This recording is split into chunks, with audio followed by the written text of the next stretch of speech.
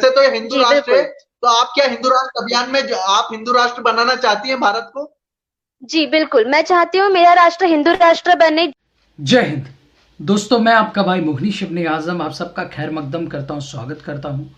आज की पड़ताल शुरू करने से पहले मैं आप लोगों से कुछ कहना चाहता हूँ, और ये बात मेरी ज़मीन से जुड़ी है जहाँ पे मैं पैदा हुआ। मी या महाराष्ट्र मातीत जन्मालो, या मातीत थोर विचारवंतांचा जन्म झाला।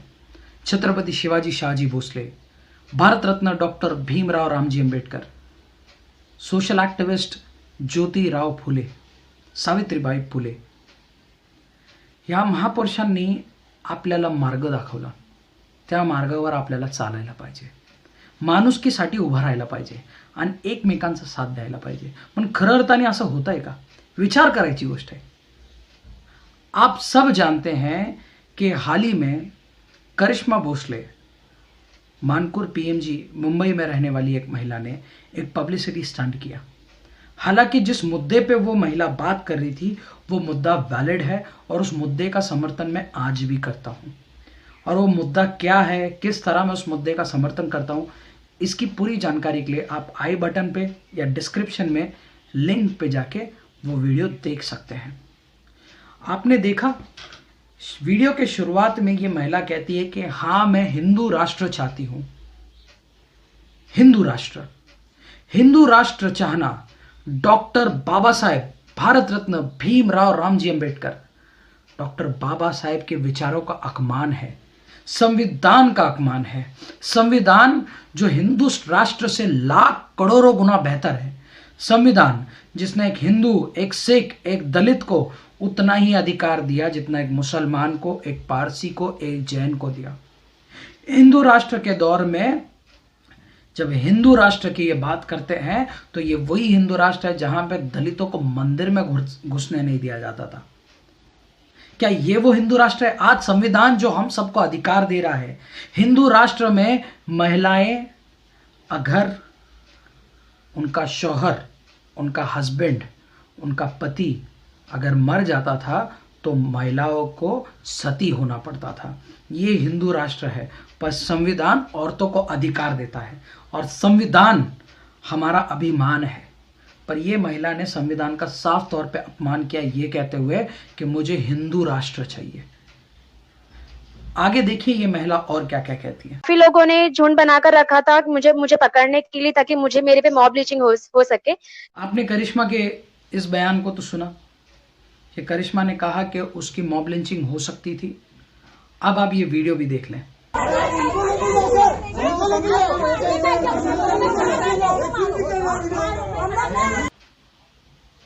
आपने ये वीडियो देखा?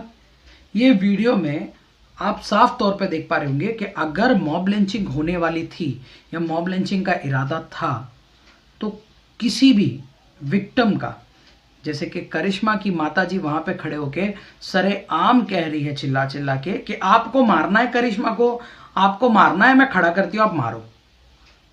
पर अगर सामने वाले को मॉब लिंचिंग करनी होती तो वो इतना इंतजार करता? आप मॉब लिंचिंग की हिस्ट्री उठा के देख लें, जितनी भी मॉब लिंचिंग हुई है, चाहे वो अलवर का मामला हो, चाहे उत्तर प्रदेश का हो, चाहे किसी भी एरिया का मामला हो, चाहे शंभू रेगर वाला मामला हो, आप कहीं भी देख लें, मॉब लिंचिंग जितनी भी हुई है, सारे मॉब लिंचिंग में ऐसे डायलॉग डिलीवरीज नहीं आए हैं। ऐसे डायलॉग डिलीवरीज हमेशा वहाँ होते हैं, ऐसे डायलॉग्स हमेशा वहाँ होते हैं जहाँ पे मामला को शांत किया जाता है और मामला को काबू करने की कोशिश की जाती है, ना कि उस जगह पे जहाँ पे मॉब लिंचिंग होती है। और मॉब लिंचिंग के लिए कोई हथियार था? मॉब लिंचिंग की अगर आप बात करें तो एक वीडियो आप ऐसा ढूंढ के दिखाए जहाँ पे करिश्मा के गाल पे वहाँ मस्जिद वाले या वहाँ की मुसलमान कमेटी ने उस विषय पे उसके कान के नीचे मारा। एक थप्पड़ भी आप ढूंढ नहीं सकते। जब एक थप्पड़ बंदा नहीं मार रहा है तो मॉब लिंचिंग कैसे हो सकती है? अब आगे देखें। यहाँ पे हिंदुओं के त्योहार भी होंगे, तो अगर उनकी आजान उस वक्त होती है तो हमें हमारा आरती बंद करना है, हमें हमारा जो गणेश चतुर्थी में जो डीजे बजता है वो सब बंद करना है। करिश्मा का कहना है कि इनकी अजान होती है तो हमें डीजे और आरती बंद करने पड़ते हैं। अब ये दावा कितना सच है और कितना झूठ है, इसकी जानकारी मैं आपको देता हूँ। हालांकि मेरे पास सबूत है, पर ऑन मॉरल ग्राउंड्स आप खुद इसका रद्द करोगे। डीजे हर तौर पे बंद होना चाहिए, क्योंकि एक मस्जिद के स्पीकर और एक मंदिर के स्पीकर से ज़्यादा डीजे साउंड पोल्यूशन पैदा करता है। हाई कोर्ट का समन भी है, फतवा भी है कि डीजे जो गणेश चतुर्थी के विसर्जन में जो डीजे का वापर किया जाता है वो डीजे बैन किया जाए। साथ ही साथ मैं आपको ये भी बताना चाहूँगा, आप कहीं भी डीजे बजता हुआ सुने, कोई भी त्यौहार, चाहे वो मुस्लिम त्यौहार हो, किसी की जयंती हो या हिंदू त्यौहार हो, डीजे जब भी बजता है उसमें ज़्यादातर नाच गाने वाले बॉलीवुड सॉन्ग्स ट्रैक्स बजते हैं, ना कि धार्मिक।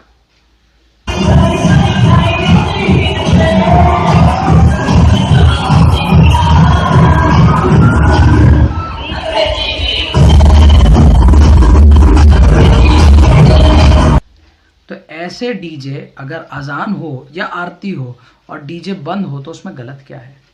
और रहा सवाल आरती का, तो आप अगर हिंदू हैं तो आप अपने दिल पे हाथ रख के उस एक निरंकार की कसम खा के बोले और अपने दिल से पूछें, मुझे मत बताएं, अपने दिल से पूछें कि आपके घर में, हिंदुस्तान ये एक सेकुलर मुल्क है तो यहाँ हर जगह मस्जिद होगी।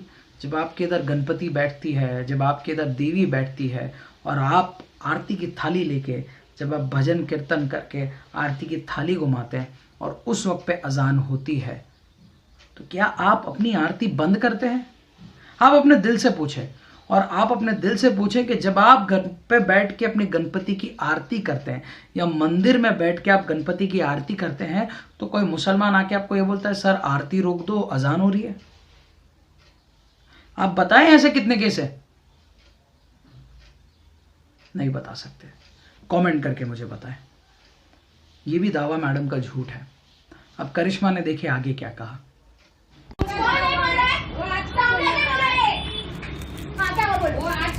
आज का नहीं, कभी कभी हम लोग को तकलीफ है आवाज कम करने का। 20 साल से तकलीफ है, 20 साल से क्या तकलीफ है? आज बोलने की हिम्मत नहीं से आज आई।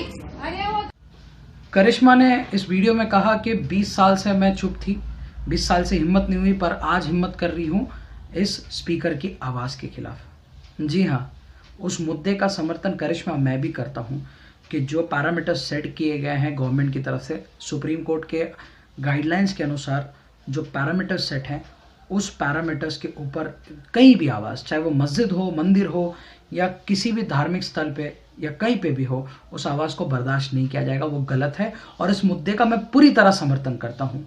आई बटन पे डिस्क्रिप्शन में जाके आप इस वीडियो को देख सकते हैं जहाँ पे मैंने साफ तौर पे इसका समर्थन किया है। पर हकीकत में आज जो आपको हिम्मत मिल रही है, ये हिम्मत इसके लिए मिल रही है क्योंकि ये लोग ब्रेन वॉश कर रहे हैं आपका। आपने पूरे वीडियो में, आपके जितने वायरल वीडियो, उसमें पूरे वीडियोस में आपने कहा कि मैं अजान का वॉल्यूम कम करना चाहती हूँ, मैं चाहती हूँ स्पीकर का जो वॉल्यूम है वो आप कम रखें, मुझे तकलीफ ना हो। और ये वीडियो में आपने एडमिट भी किया है।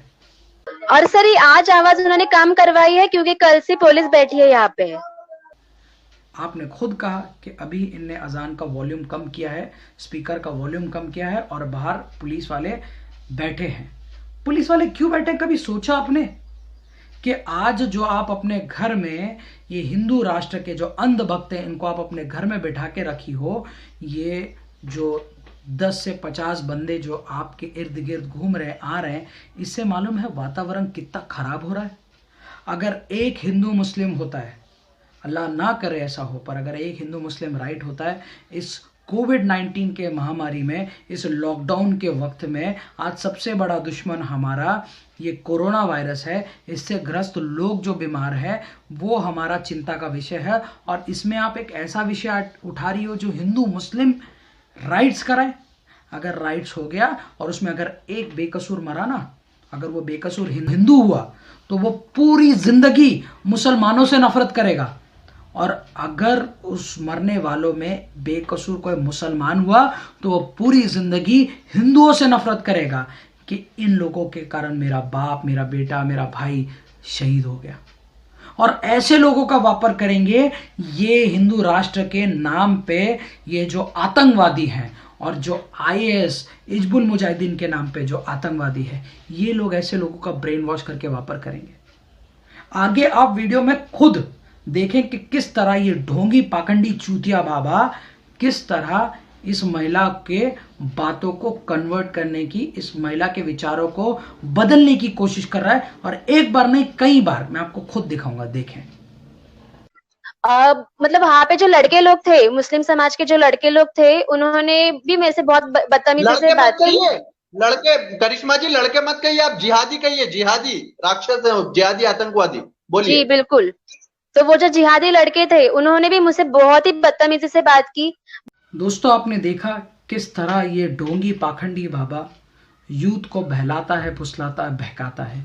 और इसी बहकावे में करिश्मा आई, जो मैंने आपको वीडियो में पहले भी बताया था। करिश्मा ने जब कहा कि वे मुस्लिम लड़के, तो बाबा ने फटकन फौरी तौर पे कहा कि मुस्लिम लड़के मत कहो, उन्हें जिहादी कहो, उन्हें आतंकवादी कहो। और करिश्मा ने वही किया। मैं पूछना चाहता हूं करिश्मा से, करिश्मा, स्पीकर की आवाज़ का जो मुद्दा है ये एक सिविल इशू है, और अगर इस सिविल इशू में सज़ा दी जाती है तो उस सज़ा को भुगतने वाले शख्स को आतंकवादी नहीं कहा जाएगा। आपने उन्हें ख़ास तौर पे मुस्लिम लड़कों को जिहादी आतंकवादी कहा। ये फंडामेंटल राइट्स के हमारे खिलाफ है, ये हमारे धार्मिक भावनाओं को ठेस पहुंचाता है, और इसके खिलाफ आपके ऊपर कार्रवाई हो सकती है, आपके ऊपर केस बुक किया जा सकता है। क्या आप ये बात जानती हैं? ऐसे ही हिंदुस्तान में मुस्लिम को, हिंदुओं को बहकाया जाता है, बहलाया जाता है, फुसलाया जाता है और गलत मार्ग पे लेके जाया जाता है। और ये खास तौर पे उन नौजवानों को टारगेट करते हैं जो कहीं ना कहीं गलत फहमी के शिकार होते हैं। और रहा सवाल करिश्मा का, तो करिश्मा, आपको अगर मस्जिद के ट्रस्ट जो चलाती है, अगर आपको उसके स्पीकर से प्रॉब्लम था, तो आप फौरी तौर पे चैरिटी कमिश्नर के ऑफिस में, वक्फ बोर्ड में और जोनल इंचार्ज को आप एक लिखित में लेटर भेज सकती थी और उसके आगे से कार्रवाई हो सकती थी। पर उसकी जगह आप मस्जिद में गए, और अगर आपका पूरा वीडियो देखा जाए तो आप जिस ताकत से, जिस तेज़ी से, जिस कॉन्फिडेंस से आप बात कर रहे थे, उस कॉन्फिडेंस से तो कहीं भी नहीं लगता कि आपके ऊपर मॉब लिंचिंग करने का प्रयास किया जा रहा था। तो आप अपने आप को क्या दिखा के डिफेंड करना चाहती हो? और रहा सवाल आपके वो स्पीकर का मुद्दा बिल्कुल सही है, अगर सेट किए हुए गाइडलाइंस और पैरामीटर के ऊपर आवाज जाए तो। पर आपने एक पब्लिसिटी स्टंट किया, और इसका सबूत मैं आपको अब दूंगा। आप देख पा रहे होंगे, आपके स्क्रीन पे आपको करिश्मा भोसले का ट्विटर अकाउंट दिख रहा होगा। 24 जून 2020 से पहले करिश्मा के फॉलोवर कम थे, पर इनके अक्सर पोस्ट आप पढ़ोगे तो इनके ज़्यादातर पोस्ट आपको RSS IT cell, Bhajpa IT cell से जुड़े हुए होंगे। चाहे वो योगी आदित्यनाथ का पोस्ट हो, या राहुल गांधी को पप्पू या मूर्ख बताने की कोशिश हो, या फिर मुसलमानों को जिहादी, आतंकवादी और देश विरोधी गतिविधियों में शामिल होने वाले लोग बताने की कोशिश हो। इनके ज़्यादातर रीट्वीट ट्विटर के वो आईटी सेल हैंडल करते हैं जो आईटी सेल ऐसी फेक अफवाहें और फेक न्यूज़ फैलाते हैं। और इनके अमूमन तौर के ट्विटर पे रीट्वीट प्रशांत आरएसएस करके है। प्रशांत आरएसएस का अगर आप ट्विटर अकाउंट ओपन करते हो तो ये यूपी में रहने वाला एक आरएसएस का स्वयंसेवक है जिसका ये ट्विटर हैंडल है। तो आपकी पहले से मंशा यही है। और जितने मेरे महाराष्ट्रीयन भाई हैं, मैं सबको एक बात बोलता हूँ, महाराष्ट्रामध्ये राहणारे जेवढे माझे मराठी बांधव आणि भगिनींनो आहेत त्या सगळ्यांना मला काय दाखवायचं आहे आणि काय सांगायचं पण आहे। आपल्या स्क्रीनवर आपल्याला करिश्मा भोसलेचा एक ट्वीट दिसतंय। त्या ट्वीटमध्ये रामजीच्या नावावर छत्रपती शिवाजी महाराजांचं नाव आहे। असायलाच पाहिजे। महाराष्ट्राची शान अनान आपले राजे छत्रपती शिवाजी महाराज आहेत, आणि महाराजांनी महाराष्ट्रासाठी एवढं काय केलंय आणि आपले मराठी बांधवांसाठी एवढं काय केलंय की त्यांचं कौतुक 100% करायलाच पाहिजे। पण करिश्मानी अख्ख्या 1 तासाचा जी कॉन्व्हर्सेशन होता त्या ढोंगी बाबाबरोबर, त्या कॉन्व्हर्सेशनमध्ये छत्रपती शिवाजी महाराजांचं कौतुक किंवा नाव कुठंही काढलं नाही, करिश्माने कुठंही काढलं नाही। आणि त्या बाबांनी मराठीमध्ये वार्तालाप करायचा प्रयत्न सुद्धा केला, पण करिश्माने हिंदीमध्येच वार्तालाप केला. तर ह्याच्यावरनं आपण एक विचार निर्माण करू शकतो. एक विचार आपल्या मनात येतं की त्या बाबाला संतुष्ट करायसाठी तुम्ही रामचं नाव काढतायत, पण जय शिवराय म्हणू शकत नाही. नाहीतर प्रत्येक मराठी माणूस छत्रपती शिवाजी महाराज की जय नाहीतर जय शिवराय म्हणतोच. तर हे प्रश्न पडताय, विचार करा. इनके ट्विटर पर रात में ही रातों रात इनके फॉलोवर जो बढ़े और हम सब इनके फॉलोवर हैं. दोस्तों, आपने देखा किस तरह बाबा ने ये बात स्वीकार की कि रातों रात आपके फॉलोवर बढ़ गए. एक पब्लिसिटी स्टंट करने के बाद हवस की, नाम की भूखी करिश्मा के रातों रात फॉलोवर बन गए. ये पब्लिसिटी स्टंट इसके लिए किया था कि तुम्हें ज्यादा लोग पहचानने लगे, जानने लगे. नाम के लिए किया था. और बाबा डंके की चोट पे कह रहा है कि रातों रात आपके फॉलोअर बढ़ गए. और उसके बाद जो करिश्मा ने बात की, वो बात के कारण करिश्मा मेरी नजरों में गिर गई और हर एक हिंदुस्तानी के नजरों में गिर जाएगी. जी बिल्कुल मुझे लगता है कि मैं पाकिस्तान में रह रही हूँ. जी बिल्कुल मुझे लगता है कि मैं पाकिस्तान में रह रही हूँ. जी बिल्कुल मुझे लगता है कि मैं पाकिस्तान में रह रही हूँ. करिश्मा ने कहा, हाँ मुझे लगता है मैं पाकिस्तान में रहती हूँ. आपने संविधान का अपमान किया, डॉक्टर बाबा साहेब अम्बेडकर का अपमान किया. हिंदुस्तान में रह के ये कह दिया आपने कि आपको लगता है आप पाकिस्तान में रहती हो. तो आइए मैं आपको दिखाता हूं, देखिए.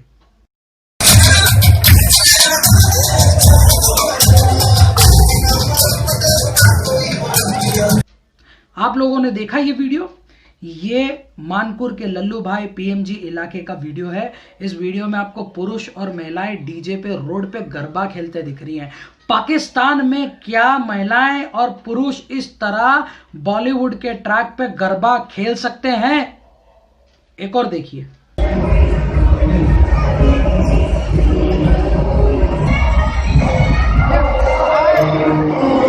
देखा आपने किस तरह हमारे हिंदू भाई अपनी देवी की बड़ी बड़ी मूर्तियां ट्रक में डाल के लेके जा रहे हैं और पीछे हजारों लाखों की तादाद में डीजे में हमारे हिंदू भाई अपने धर्म का लुफ्त आनंद उठा रहे हैं और धर्म को अपने साजरा कर रहे हैं, अपने फेस्टिवल को सेलिब्रेट कर रहे हैं. क्या पाकिस्तान के जमीन पे इस तरह हिंदू भाई सेलिब्रेट कर सकते हैं? और अब तीसरा प्रूफ खुद करिश्मा अपने मुंह से कह रही है. देखिए. ये इस साल का जो मुहर्रम था, उस मुहर्रम में तो ये लोग बोल रहे थे कि इन लोग के भगवान कोई भगवान नहीं है. वो भी माइक में हिंदू एरिया में ये लोग रह रहे हैं और वहां पे बिंदास पूरी हिम्मत के साथ ये लोग बोल रहे हैं कि हिंदू भगवान कोई भगवान नहीं है. सुना आपने? करिश्मा ने खुद कहा कि ये हिंदू इलाका है, हमारे हिंदू इलाके में आप रह के आप कह रही हैं कि आप पाकिस्तान में रह रही हैं.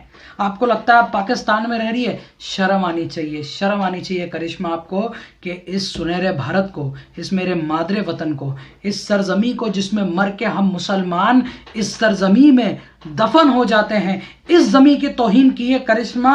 हर एक हिंदुस्तानी तुम्हें कभी माफ नहीं करेगा इस स्टेटमेंट के लिए. और करिश्मा, तुम किस बाबा की पक्ष ले रही हो? इस बाबा की. देखो कि अगर इस किरण हमारी, माफ करना, हमारी झांसी की रानी करिश्मा भोसले जी के, ये बाबा तुम्हारा नाम तक याद नहीं रखा. तुम्हें करिश्मा की जगह किरण कुछ और बुला रहा है. इस बाबा को तुम्हारा नाम तक याद नहीं है. ऐसे बाबा के बहकावे में आके तुम कह रही हो कि मुझे लगता है मैं पाकिस्तान में रह रही हूं. आगे देखिए. ये इस साल का जो मुहर्रम था, उस मुहर्रम में तो ये लोग बोल रहे थे कि इन लोग के भगवान कोई भगवान नहीं है. वो भी माइक में हिंदू एरिया में ये लोग रह रहे हैं और वहां पे बिंदास पूरी हिम्मत के साथ ये लोग बोल रहे हैं कि हिंदू भगवान कोई भगवान नहीं है. देखा दोस्तों, करिश्मा ने साफ साफ तौर पे झूठ कहा. और कैसे झूठ कहा मैं आपको बताता हूं. करिश्मा ने कहा इस साल मुहर्रम में, 2020 का मुहर्रम तो अभी तक आया नहीं है, अगस्त के करीब इंशाल्लाह आएगा. तो करिश्मा ने तो सबसे पहला झूठ बोला. दूसरी चीज, मैं मान भी लेता हूं कि करिश्मा से शायद इस साल की जगह वो पिछले साल की बात कर रही है. तो करिश्मा ने इसी वीडियो में करिश्मा ने कहा कि हिंदू इलाके में इनने कहा कि हिंदू के भगवान नहीं है. तो मैं पूछता हूं, मैं जहां तक सनातन धर्म को जानता हूं, मैं जहां तक 33 कोटि देव की पूजा अर्चना करने वाले हिंदुओं को जानता हूँ। वो सब बर्दाश्त कर सकते हैं, पर अपने भगवान पे आलोचना बर्दाश्त नहीं कर सकते। तो हिंदू इलाके में कोई तो एक महाबली होगा जिसने FIR दर्ज की होगी। और मैं पूछता हूँ करिश्मा से, मस्जिद के स्पीकर के लिए आपने आवाज़ उठा लिया और आप बोलती हो पब्लिसिटी स्टंट नहीं है, तो इन लोगों ने आपके भगवान को भगवान नहीं कहा, बुरा भला कहा, तब आपने आवाज़ क्यों नहीं उठाया और FIR क्यों नहीं की? और एक और चीज़ ये देखिए, मतलब यहाँ पे कोई अथॉरिटीज की चलती नहीं है। मतलब जो भी शिवसेना की यहाँ पे नगर सेविका है, सकरे सरनेम है उनका। देखा किस तरह करिश्मा खुद कहती है कि उस हिंदू इलाके में नगर सेविका जो है वो शिवसेना की है, कॉर्पोरेटर शिवसेना की है। अगर शिवसेना का कॉर्पोरेटर है तो मैं हर उस शख्स से पूछना चाहूँगा जो छत्रपति शिवाजी शाहजी भोसले का मानने वाला है, जो शिवसेना चीफ बाळ केशव ठाकरे का मानने वाला है, आप बताइए क्या शिवसैनिक ये बर्दाश्त करेगी कि किसी भी धर्म का अपमान हो और उसके खिलाफ कोई आवाज़ उठाए तो उसकी आवाज़ को दबाए? क्या महाराष्ट्र में रहने वाले महाराष्ट्रन मानते हैं कि शिवसेना ऐसा कर सकती है? आप जवाब दें। इससे साफ तौर पे जाहिर होता है कि करिश्मा झूठ बोल रही है। आगे देखिए। और फिर उसके बाद पुलिस आए तो आपने देखा ही होगा वीडियो में कि पुलिस लोगों के साथ भी वो बदतमीजी से बात कर रहे हैं।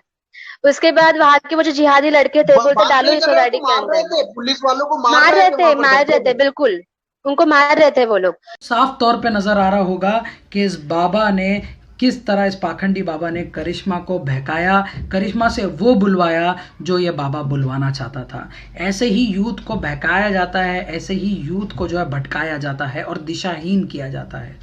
करिश्मा ने जब कहा कि पुलिस के साथ बदतमीजी की उन लोगों ने, तो बाबा ने फौरी तौर पे कहा कि बदतमीजी नहीं, पुलिस को मारा। और फिर करिश्मा ने वही दोहराया।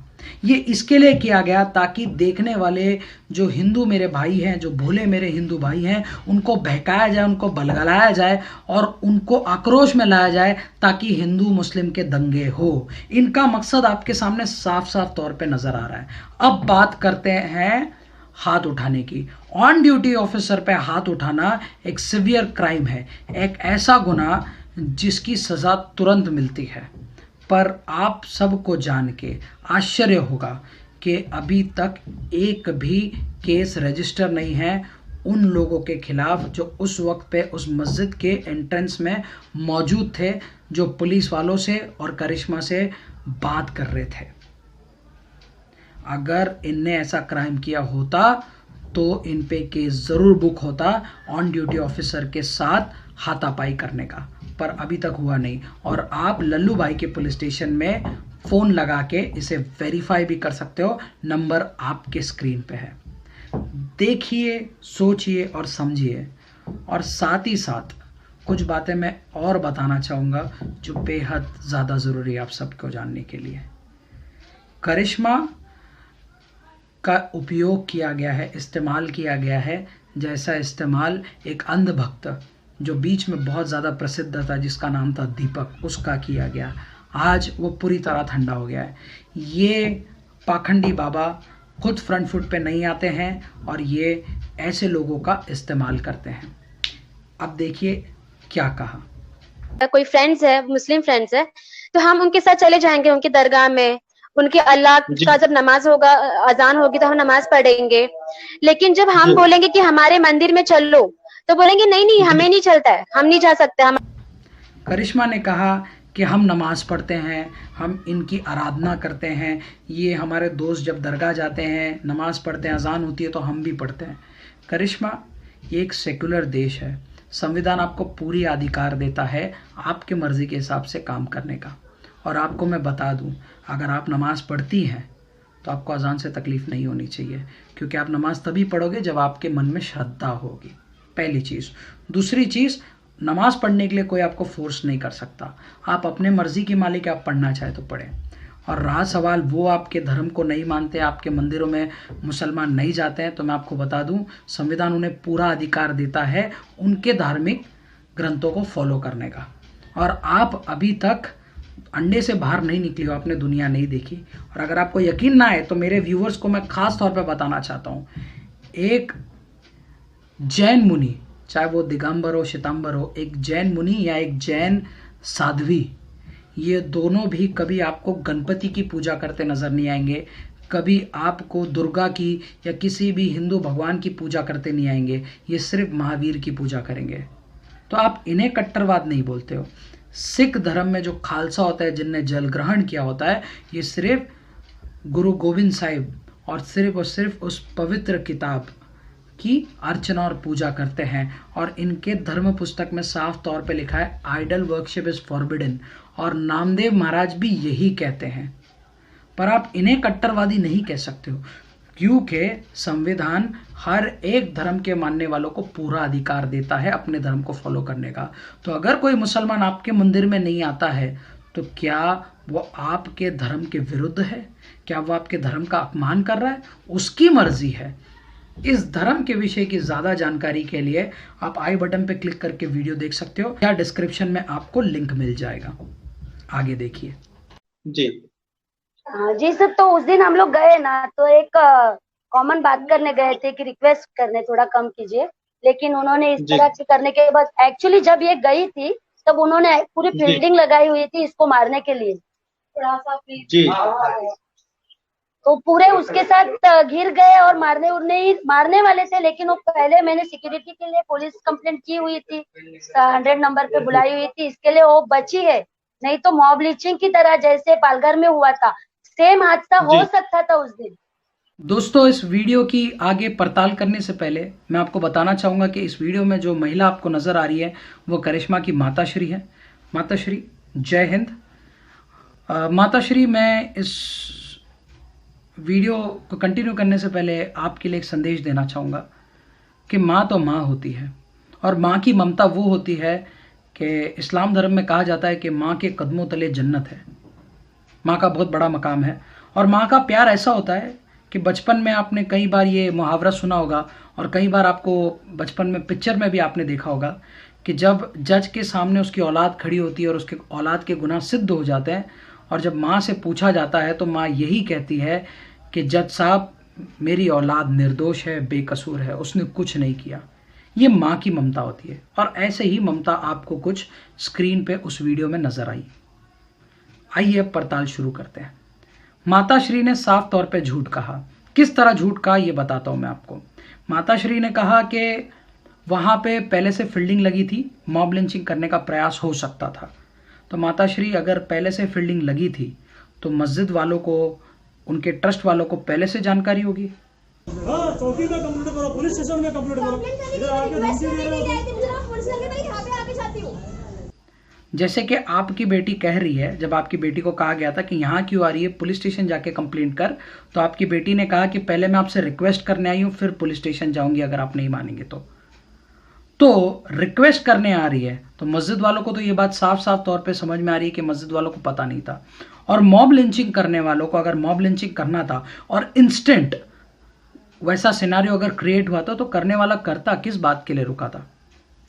और यहाँ पे आपको मैं दिखाता हूं।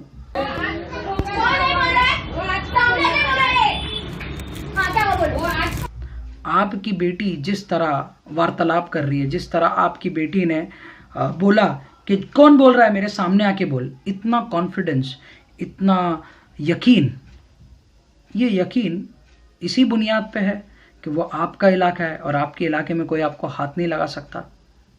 और वही कॉन्फिडेंस कैसे डल हो रहा है ये भी देखिए। आप सब लोगों का मुझे आशीर्वाद चाहिए कि मैंने जो भी कदम उठाया है उसमें आप लोगों का साथ रहे, ताकि ऐसे ना हो कि जो भी मैंने कदम उठाया वो बीच में छोड़ के मुझे कुछ हो जाए। मैं वो नहीं चाहती। करिश्मा को पता है, अंदर ही अंदर इस बात का एहसास है कि उससे गलती हुई है, और इसी के लिए वो कह रही है कि मुझे कुछ हो गया तो, मुझे ये बीच में छोड़ना पड़ा तो, क्योंकि उसे एहसास है कि उसने क्या गलत किया है और वातावरण को किस तरह खराब किया है।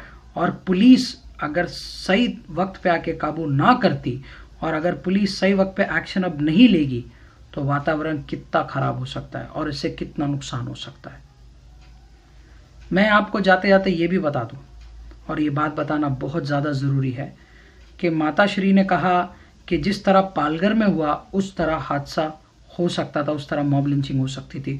तो माताजी ने जिस कॉन्टेक्स्ट में कहा, तो माताजी को मैं ये बता दूं कि माताजी, पालघर में जो इंसिडेंट हुआ, वो इंसिडेंट में जो संतों की हत्या हुई, जो हिंदू धर्मगुरु की जो हत्या हुई, उस हत्या का निषेध मैं भी करता हूं, पर उन हत्या करने वालों में कोई मुसलमान नहीं था। ये ऐसे ढोंगी बाबा और इनके हिंदू राष्ट्र के आईटी सेल जो थे, इन लोगों ने मुसलमानों का नाम बदनाम किया। और अगर आपको यकीन ना आए तो आप खुद पड़ताल करें, आप खुद ऑथेंटिक सोर्स से वेरीफाई इंफॉर्मेशन पढ़ें, आपको पता चलेगा कि उसमें कोई मुसलमान नहीं था। माताश्री, मैं आपको ये भी बताना चाहूँगा कि आपकी बेटी के मन के अंदर, हृदय के अंदर आज भी इंसानियत की छोटी सी चिंगारी फड़क रही है। आप उसे एक ज्वाला का, एक मशाल का जो है रूप दे सकती हैं, उसे शिव छत्रपति शिवाजी महाराज के नक्शे कदम पे चला सकती हैं, इन ढोंगी बाबाओं से बचा सकती हैं। और इसकी मिसाल मैं दे रहा हूँ। मतलब देखिए, और वो यहाँ पे जितनी भी वो महिलाएं थी, वो सब मतलब गंदे कामों में उतरी हुई थी, ड्रग्स का, अफीम का, वेश्यावृत्ति का, प्रोस्टिट्यूट, इस नहीं। टाइप से काम कर। नहीं सर, वो वैसी बात नहीं है। सिर्फ वो लेडी है जो चरस गांजे का धंधा करती है, बस इतना पता है मुझे, और कुछ गंदी बात नहीं है। अच्छा, देखिए आपने किस तरह, जब बाबा ने कहा कि आपके इधर की जो महिलाएं हैं, जो मुस्लिम महिलाएं हैं, वो वेश्यावृत्ति का, प्रोस्टिट्यूशन का धंधा करती हैं और गंदे कामों में मसरूफ़ हैं, ड्रग्स का धंधा करती है, तो साफ तौर पे करिश्मा ने कहा कि नहीं, वो उनमें से एक महिला है जो चरस गांजे का धंधा करती है। तो आज भी उसमें इंसानियत है, आप उसे दिशा देख सकती हैं।